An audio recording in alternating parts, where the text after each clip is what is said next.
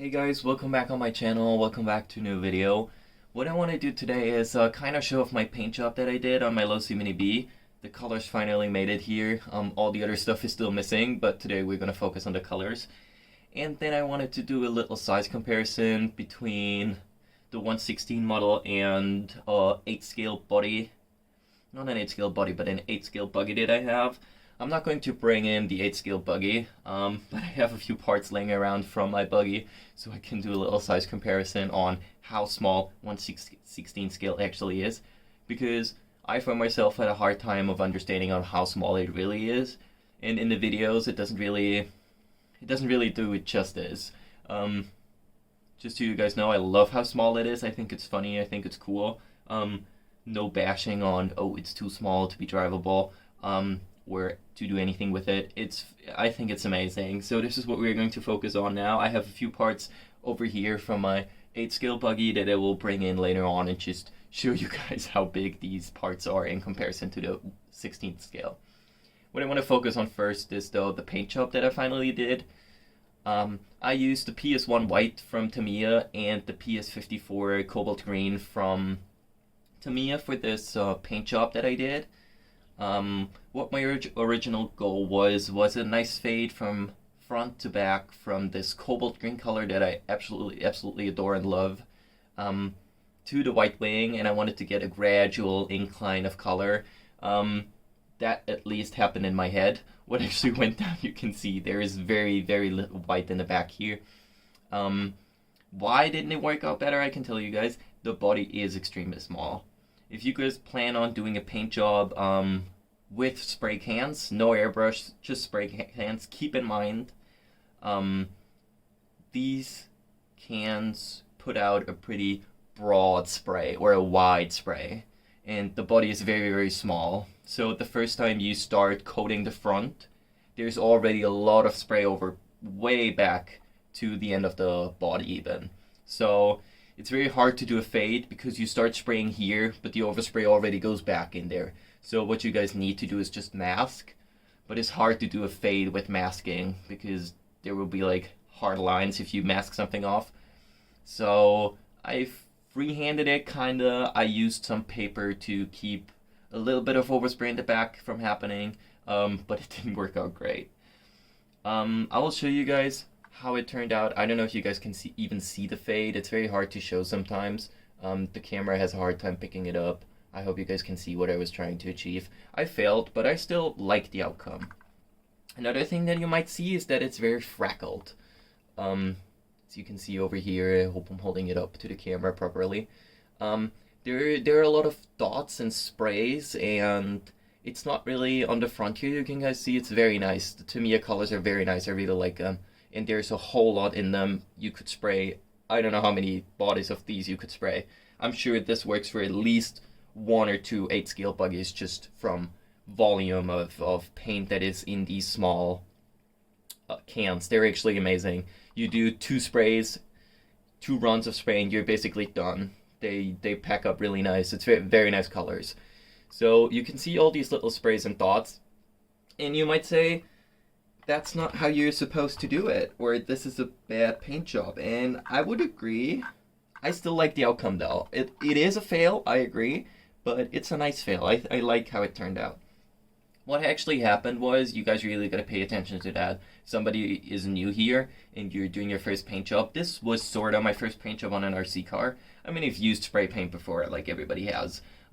But not as detailed, just spraying wood, for example, or anything like this. But for detailed work, I've never used spray paint before.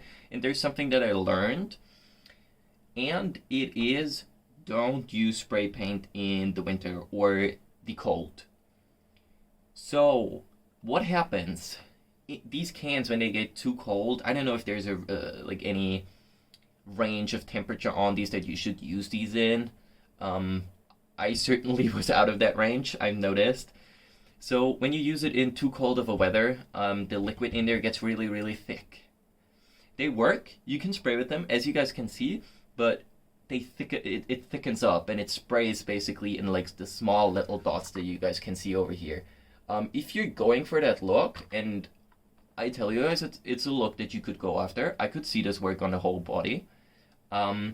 But keep it in mind, don't use it in too cold of weather because the cans will be so cold that the color or inside is just too thick to even spray. This is probably right on the limit before it even giving out completely, but I was working in something along those lines of -6 degrees Celsius. I don't know what that in American Fahrenheit is, or whatever you guys use over there. So I can tell you that, but this is definitely too cold for a simple single color, nicely spread out paint job. It worked in my case, but your mileage may vary on that one. I also had the same issue in the back. Something that I also learned is that it takes a long time for paint to dry when it's cold outside, and probably wet weather as well, which is the winter. I mean, that's normal. But you guys really gotta give it time to dry between layers. The paint started running on the wing. I wiped it off with some newspaper. It worked-ish. You can still kind of see the grooves of what I wiped off. It's okay. It's not really that noticeable. I also put on the stickers that came with it. I kept it kind of light on the stickers. I really like the look of the body. That's all I'm going to say. I can really recommend the Tamiya cans for your spraying needs. They're very nice. Cobalt green. You guys can see it if you like that color. Get it. It's very nice. I really, really like the color. So, for the next thing that I wanted to do was a size comparison.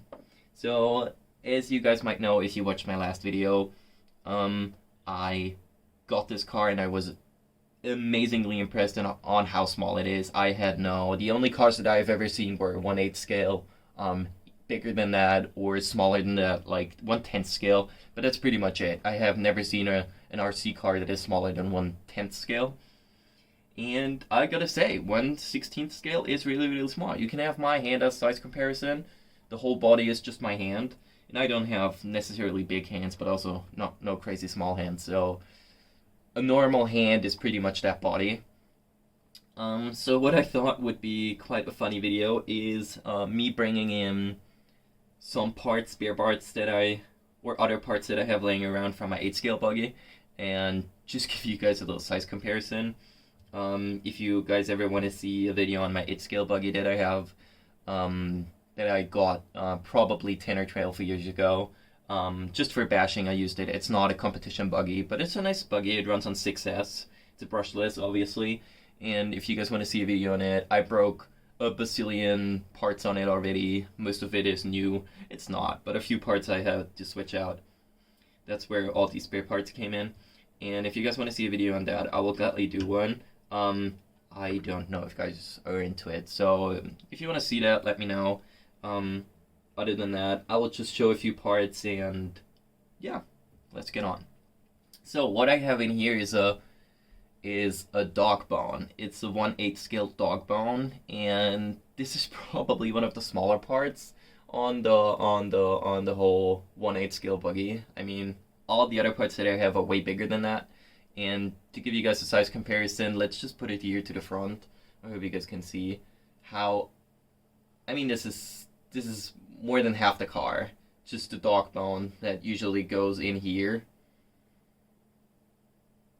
Yeah, I mean, I guess you can tell the size comparison. Maybe this gives you an idea on how small 1/16 scale actually is.